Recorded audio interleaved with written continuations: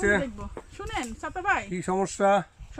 সমস্যা কিছু না। আমার আম্মা বলতো মরে তো গেল মানুষটা, বলতো আমি খালি দেখবো বুড়া কাল আমার মেয়ের সেবাটা তোরা কেটা বেশি করস, হ্যাঁ কে বেশি করবে। এখন হলে মা আর মা, মানে মা আমার মা, হ্যাঁ তখন কার বা হবে দেখা যাবে আর কি, বুঝছেন? হ্যাঁ তাই তো অবশ্যই। তখন তোমার মা তোর মা, তোর মা তোর মা, নাকি?